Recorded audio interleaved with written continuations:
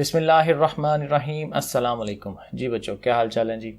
अच्छा भाई, आज हम करेंगे सूरतुल फुरकान और इसमें ज़रा अगेन उसी तरह से चलेंगे कि इसमें तफसील से हम पढ़ेंगे इसे, और फिर इसके जो मुश्किल अल्फाज हैं, जो उसके सवाल जवाब हैं, MCQs हैं, वो इंशाल्लाह करेंगे।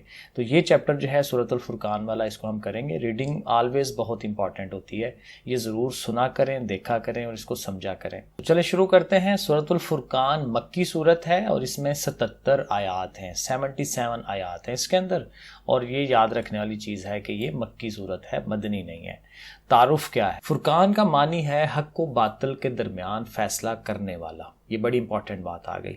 तो इस सूरत की पहली आयत में कुरान मजीद को फुरकान करार दिया गया है। पहली आयत के अंदर ही कह दिया कि कुरान मजीद क्या है? फुरकान है। और फुरकान क्या मतलब हुआ कि ये हक और बातिल, अच्छे और बुरे, और इनके दरमियान तमीज़ जो है ये करेगा, बताएगा कि कौन हक पर है और कौन बातिल के ऊपर है, कौन सच्चा है और कौन झूठा है। ठीक है, क्या राइट है क्या रॉन्ग है। तो ये चीज़ कौन एक्सप्लेन कर रहा है? कुरान मजीद कर रहे हैं। यानी हक और बातिल के दरमियान फैसला करने वाली किताब। इसी मुनासबत से इस सूरत का नाम सूरतुल फुरकान है। और यही आपका पहला शॉर्ट क्वेश्चन भी है कि सूरतुल फुरकान जो है उसको फुरकान क्यों कहा जाता है। ये पहला शॉर्ट क्वेश्चन है, यहाँ से लेके यहाँ तक आपने इसको रेडी कर लेना है। आगे जो लाइन है, सूरतुल फुरकान का खुलासा इस्लाम के बुनियादी अकायद का असबात और कुफार के एतराज़ात का जवाब है। दो बातें इसमें कि इस्लाम के जो बुनियादी अकायद हैं कि अल्लाह को एक मानना, नबियों को मानना, फरिश्तों को मानना, आखिरत पे ईमान लाना, तो ये जो बुनियादी चीज़ें हैं ना, इसका असबात यानी इसको मान लेना कि भाई ये हाँ ये चीज़ें होती हैं। और कुफार के एतराज़ यानी काफर जो उस पर एतराज़ करते हैं कि ये चीज़ें कैसे हो सकती हैं, क्या है, तो उनका जवाब दिया गया है। तो ये आपका सेकंड शॉर्ट क्वेश्चन बनता है कि सूरतुल फुरकान का खुलासा तहरीर करें। तो ये यहाँ से लेके यहाँ तक एक पूरी लाइन जो है ये आपने याद करनी है और इसको तैयार कर लेना है। उसके बाद मज़ामीन है, एक डिटेल थोड़ी इसमें आ जाती है कि जी इसमें क्या क्या बातें इस सूरत के अंदर जो है वो बताई गई हैं। सूरतुल फुरकान के आगाज़ में अल्लाह ताला की अज़मत, अल्लाह ताला कितने अजीम हैं, कितने बड़े हैं, और हज़रत मोहम्मद रसूलुल्लाह ख़ातमुन नबिय्यीन सल्लल्लाहु अलैहि व आलिहि व सहाबी वसल्लम की शान और कुरान मजीद की हक्कानियत का जामे बयान है कि नबी करीम सल्लल्लाहु अलैहि वसल्लम की कितनी आला शान है और कुरान मजीद जो है कितना सच्चा है। ठीक है, ये वो बातें बताई गई हैं। झूठे खुदाओं की बेबसी और लाचारगी का जिक्र है। ज़ाहिर है बाज़ जो है वो झूठे खुदा बन जाते थे। बड़े बड़े बादशाह जो है, नमरूद था जैसे, तो उनको लगता था कि हम चूँकि बादशाह हैं, हम हर चीज़ कंट्रोल कर रहे हैं, तो हम जो है हमें खुदा कहा जाए।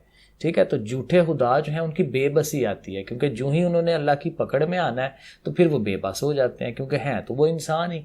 ठीक है, तो बेबसी और लाचारगी जो है वो बताई गई है। कुरान मजीद और अकीदा रसालत पर मुशरकीन के एतराज़ात का भरपूर जवाब दिया गया है। ये पहले भी बात हो गई। इस सूरत में हज़रत मोहम्मद सल्लल्लाहु अलैहि वसल्लम की शान में गुस्ताही करने वाले जालिमों की हसरत का बयान है। अब ज़ाहिर है गुस्ताही तो कर जाते होंगे गुस्से में या किसी नफ़रत में, ज़िद के अंदर आके, लेकिन वो एक तो अल्लाह ताला कह रहे हैं वो जालिम है, और जुल्म किस पे कर रहे हैं? अपनी जान के ऊपर ही जुल्म कर रहे हैं। और जब उनको फिर आइडिया होता है कि हम ये क्या गुनाह कर बैठे हैं, तो फिर उनकी हसरत है कि काश हमने ये काम ना किए होते। अंबियाए कराम अलैहिस्सलाम को जुठलाने वाली कौमों पर अल्लाह ताला के अजाब का जिक्र करके कुरैश मक्का और ऐसे तमाम मुजरमों को अल्लाह ताला के अजाब से डराया गया है। जाहिर है कि बाज़ कौमें थीं जिन्होंने इनकार किया। जब नबी उनके पास जाते थे तो वो जुठलाते थे कि नहीं भाई, ये तुम तो एक आम से आदमी हो, हमारी तरह के, हमारे में से ही आए हो, तो तुम कैसे अल्लाह के नबी हो सकते हो। तो उनको जुठलाने वाली जो कौमें थीं उनके ऊपर फिर अल्लाह ताला ने अजाब अपना दिया।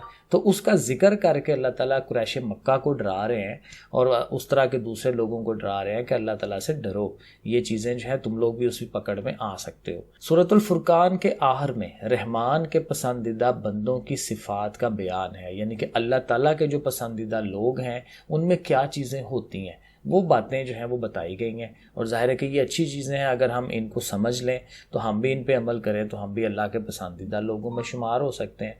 ये बंदे रहमान के ख़ास बंदे हैं, इम्पॉर्टेंट वाले हैं।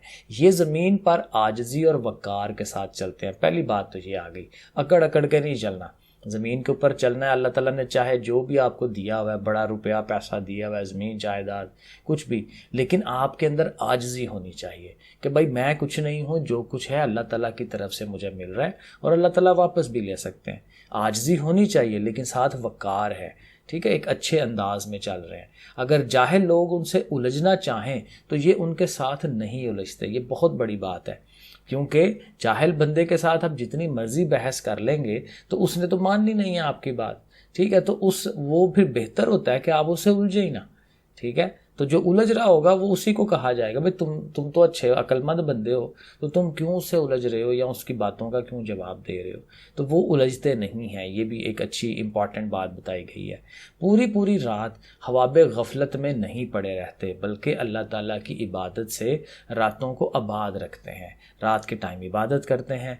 ज़िंदगी के हर मामले की तरह माल खर्च करने में भी म्याना रवि से काम लेते हैं। ये भी बड़ी अहम बात कि हर ज़िंदगी के मामले में दरमियाना लेवल, किसी भी तरफ एक्सट्रीम नहीं हो जाना, ठीक है, हर चीज़ में दरमियाना। और जब भी रुपया पैसा खर्च करना है तो उसमें भी दरमियाना रवैया इख्तियार करना है। बहुत ज़्यादा पैसे नहीं खर्च कर देने और बहुत ज़्यादा कंजूसी भी नहीं करनी।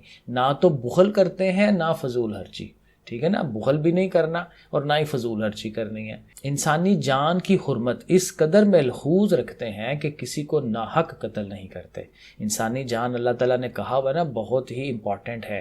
वो कहते हैं ना कि एक इंसान का कत्ल कर देना जो है ऐसे ही है जैसे आपने पूरी इंसानियत को ही ख़त्म कर दिया, ठीक है। तो उस किसी को नाहक कत्ल नहीं करते, बदकारी से कोसों दूर रहते हैं, बुरे कामों से, गलत चीज़ों से, गंदी चीज़ों से दूर रहते हैं, झूठ और गुनाहों की मजलिसों के करीब नहीं जाते, फजूल बातों और फजूल कामों से उन्हें कोई सरोकार नहीं है, और बग़ैर तहकीक किसी काम में नहीं पड़ते, और बग़ैर तस्दीक हर बात को मान नहीं लेते, ठीक है ना। कोई भी चीज़ है तो उसकी तहकीक कर लेते हैं, रिसर्च करते हैं, खुद सोचते समझते हैं कि ये चीज़ सही है या गलत है जो मुझे बताई जा रही है, और बग़ैर तस्दीक किए कि किसी ने वो कहा कि आपको शिकायत लगा रहा है जी उसने ये किया वो किया, तो ऐसे ही मान नहीं लेना, उसकी तस्दीक कर लेनी है कि वाकई ही ऐसा हुआ है कि नहीं, ठीक है ना। तो अपने आप को जो है वो सही तरह से रखना, तो ये सारी बातें जो है एक अच्छे इंसान में होनी चाहिए। तो नेक्स्ट आ जाता है इल्मी और अमली नुकात कि इसमें से इम्पॉर्टेंट बातें क्या क्या निकल के हमारे सामने आ रही हैं।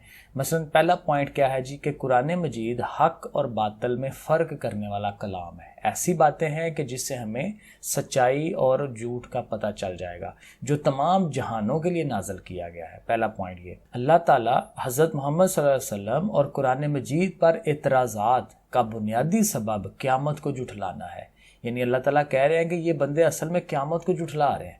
जो लोग ये कह रहे हैं कि जी नबी करीम सल्लल्लाहु अलैहि वसल्लम जो है ये नहीं उस तरह से नबी बन के आए हुए, अल्लाह ताला पता नहीं कहाँ पे हैं नहीं हैं, और कुरान मजीद पर भी एतराज़ कर रहे हैं, तो ये सारे एतराज़ात क्यों हो रहे हैं? इसलिए कि ये लोग क़यामत को जुठला रहे हैं कि क़यामत नहीं आनी, ठीक है। तो क्योंकि ज़ाहिर है जो बंदा क़यामत पे यकीन रखेगा तो वही तो कहेगा ना कि अल्लाह है, नबी करीम सल्लल्लाहु अलैहि वसल्लम को अल्लाह ताला ने भेजा हुआ है, कुरान मजीद भेजा हुआ है।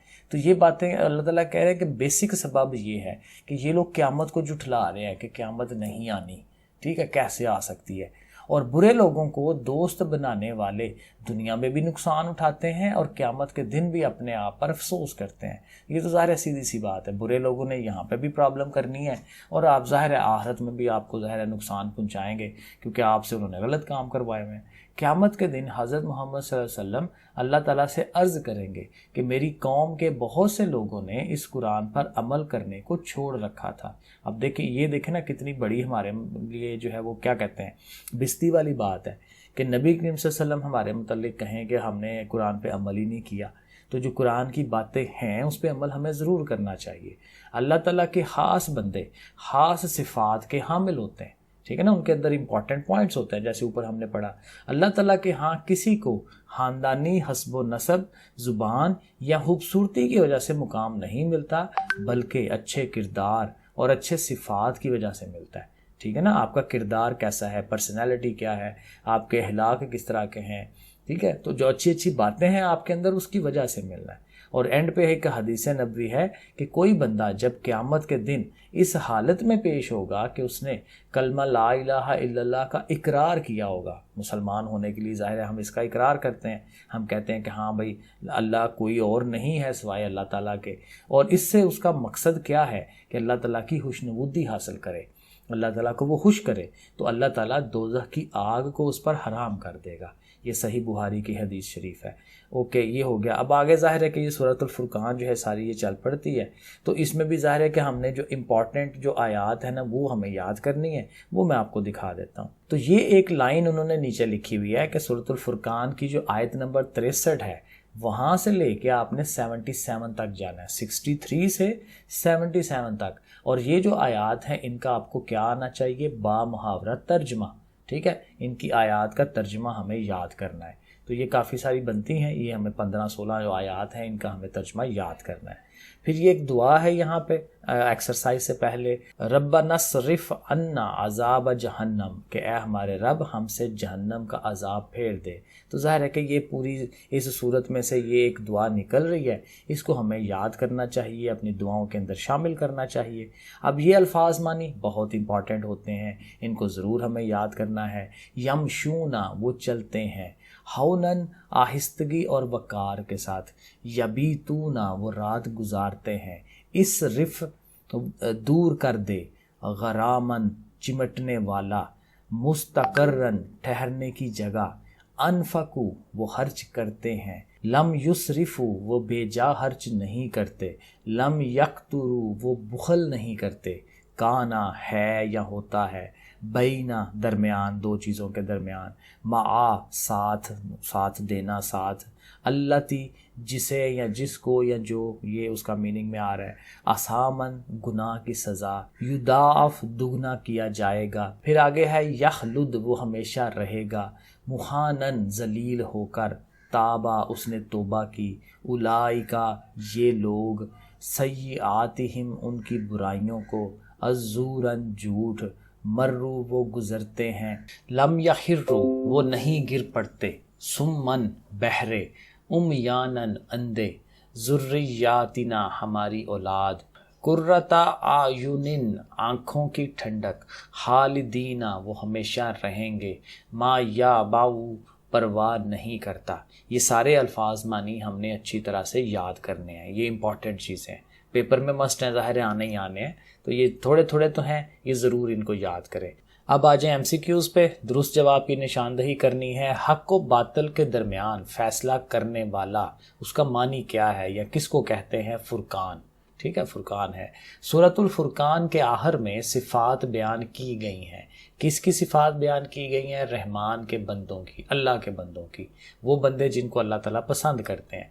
कुरान मजीद नाजिल किया गया तमाम जहानों के लिए, ठीक है ना, सिर्फ मुसलमानों के लिए नहीं है, सिर्फ अरबों के लिए नहीं है, तमाम जहानों के लिए। रहमान के बंदे ज़मीन पर चलते हैं, ज़ाहिर है आजिज़ी के साथ चलते हैं। अल्लाह ताला के नज़दीक खास मुकाम मिलता है अच्छे किरदार वाले बंदे को। अब देखें ये क्वेश्चन नंबर 2, इसमें मुख्तसर सवालों के जवाब उन्होंने पूछे हुए हैं। तो पहला सवाल यही था कि सूरतुल फुरकान को ये नाम क्यों दिया गया। मैंने आगे आपको दिखा दिया था, फिर दोबारा दिखाता हूँ। सूरतुल फुरकान का खुलासा लिखना है, ये भी उसके साथ ही नीचे एक लाइन है। और उसके बाद तीसरा है कि सूरतुल फुरकान के अहम इल्मी और अमली नुकात में से 2 तहरीर करें। तो वो भी मैंने निशान लगा दिए हैं, मैं आपको फ़ौरन सारे दिखा देता हूँ। तो देखें ये आपके सामने है पहले सवाल का आंसर। ये जो पहला आपका पैराग्राफ है तारुफ वाला, फुरकान का मानी है हक व बातिल, यहाँ से लेके यहाँ तक कि सूरतुल फुरकान है, ठीक है ना। ये आपके पहले सवाल का आंसर है। दूसरा सवाल यही पूछा हुआ था सूरतुल फुरकान का खुलासा लिखें। तो ये आपके पास ये वाली जो लाइन है ये मैंने आपको पढ़ाई है आगे, ठीक है, इसको आपने लिख लेना है।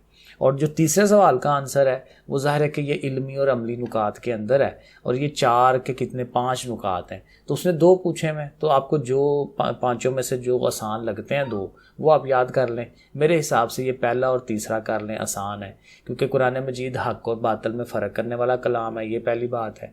और दूसरी आप ये कह लें कि बुरे लोगों को दोस्त बनाने वाले दुनिया में भी नुकसान उठाते हैं। तो ये जो 2 लाइनें हैं, 2 पॉइंट हैं, इनको आप याद कर लें तो आपका ये तीसरा शॉर्ट क्वेश्चन हो जाता है। और रह गया लॉन्ग क्वेश्चन। लॉन्ग क्वेश्चन जो है वो उसने ये पूछा हुआ है कि सूरतुल फुरकान पर एक मजमून लिखें। अब उसमें एक अच्छी बात तो ये है कि जो तीनों आपने 60 सवाल याद किए हैं ना, उन तीनों को लिख दें, ठीक है। तो तकरीबन समझ लें आधा या आधे से ज़्यादा आपका ये लॉन्ग क्वेश्चन बन जाता है, क्योंकि देखें आपने ये सारा लिख देना है, क्योंकि ये आपने दोनों शॉर्ट क्वेश्चन याद किए हुए हैं।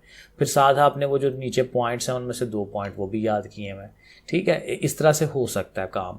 अगर आपने लॉन्ग नहीं याद किया तो आप इनको लिख दें तो हो जाएगा, वरना अगर लॉन्ग प्रॉपर याद करना है तो ये जो मज़ामीन है ना, इसी को आप तैयार कर लें, ठीक है। ये जो सूरतुल फुरकान के आगाज़ में यहाँ से लेके फिर जितना आप ये इसको कर लें, ठीक है ना, जितना आप इसको याद रख सकें, तो मज़ामीन वाला सारा पोर्शन रेडी कर लें तो ये आपका लॉन्ग बन जाता है। वरना अगर आपको लगता है ये ज़्यादा है तो आप जो है ये शॉर्ट जितने आपने याद किए हैं वो डाल लें बीच में, और इसमें से मज़ामीन में से थोड़ा सा यहाँ से लेके तो ये यहाँ तक कर लें, इस जगह तक या इस जगह तक कर लें। तो इस तरह से करके भी किया जा सकता है, क्योंकि उसमें लिखना है आपने सारा, तो ये आपका लॉन्ग बन जाता है। अब रह गई हैं आयात। वो आयात ज़रा मैं आपको दिखाता हूँ जो उसने एक्सरसाइज में कही हुई हैं, वो ये वाली हैं 4 आयात। वरना तो हमने जो शुरू में मैंने आपको बताया कि यहाँ से लेके यहाँ तक आयात का तर्जमा आपने याद करना है, लेकिन चूँकि ये एक्सरसाइज के अंदर हैं तो ये और ज़्यादा इंपॉर्टेंट होती हैं, तो इनको हमें लाजमी तैयार करना है। तो वो हम देखते हैं ये किधर हैं। तो ये हैं आयात, ठीक है जी। ये है आयत नंबर आई थिंक 62 है ये वाली। लिमन अरादा अन यज़्ज़करा औ अरादा शुकूरन, ठीक है जी। इसका मीनिंग क्या है? उस शख्स के लिए जो नसीहत हासिल करना चाहे या शुक्रगुजार बनना चाहे, यहाँ तक ये इसका मीनिंग बनता है, ठीक है ना। शुकूरा, शुकूरा से शुक्रगुजार, ठीक है। इस तरह से अगर आप लिंक बना लेंगे, ठीक है। ये याद रखना कि जी इसका ये मतलब है, ये लाइन हमें याद करनी है। इसके बाद ये वाली आयत है, इन्नहा साअत मुस्तक़र्रन व मुकामन, यानी बेशक वो बुरी जगह है। यानी ये ज़ाहिर है जहन्नम की वो बात की जा रही है कि बेशक वो बुरी जगह है थोड़ी देर ठहरने और मुस्तकिल रहने के लिहाज से। अब वही बात है ना कि थोड़ी देर का भी अज़ाब मिल सकता है, और अल्लाह ना करे मुस्तकिल मिल जाए, फिर तो बंदा ही गया ना। तो अल्लाह ताला कह रहे हैं कि अगर आप थोड़ी देर वहाँ ठहर रहे हैं, चाहे मुस्तकिल ठहर रहे हैं, तो ये जगह है ही नहीं है ठहरने वाली, क्योंकि ज़ाहिर है वो ठिकाना ही खराब है, वहाँ पे तो अज़ाब हो। और 2 आयात ये वाली हैं 70 से आगे वाली हैं, वमन ताबा व अमल सालिहन, ठीक है। अमल सालिहन, अमल करना, साले मीन अच्छे अमल करना। यहाँ से आपको लिंक मिल जाएगा। फ़इन्नहु यतूबु इलल्लाहि, अल्लाह की बात आ रही, मताबन तो क्या है जी, और जो तोबा करे और नेक अमल करे, देखें ना, अमलन सालिहन, नेक अमल करे, तो बेशक वो अल्लाह ही की तरफ रजू करता है। तोबा कर ली, नेक अमल शुरू कर दिए, तो डेफिनेटली हम फिर अल्लाह की तरफ वापस जा रहे हैं। रजू करना, वापस जाना। वल्लज़ीना ला यशहदून ज़ूरा व इज़ा मर्रू बिल लग़वी मर्रू किरामन। लग़व का मतलब है लघु बात करना, बेकार, खराब, गंदी बात करना। और वो जो झूठी गवाही नहीं देते, और जब किसी बेकार बात पर उनका गुज़र होता है तो शरीफाना अंदाज से गुज़र जाते हैं। ये हमें याद करना है, ठीक है ना। कोई उल्टी सीधी बातें, ये देखें ना, अब रहमान के बंदों की बात की जा रही है कि जब वो एक तो वो झूठी गवाही नहीं देते, और ऐसी फजूल सी बातें जो आती हैं, ख़राब सी लघु बातें आती हैं, तो उससे शरीफाना अंदाज से किनारा कशी इख्तियार करते हैं और वहाँ से गुज़र जाते हैं, ठीक है जी। तो ये था आपका पूरा चैप्टर, शॉर्ट लॉन्ग सारा हमने देख लिया, याद देख ली। इसको तैयार करें, लिख के देखें तो इंशाल्लाह तैयार हो जाएगा। अगला चैप्टर हम फिर करते हैं अगली वीडियो में। ओके फिर बच्चों, अल्लाह हाफिज़।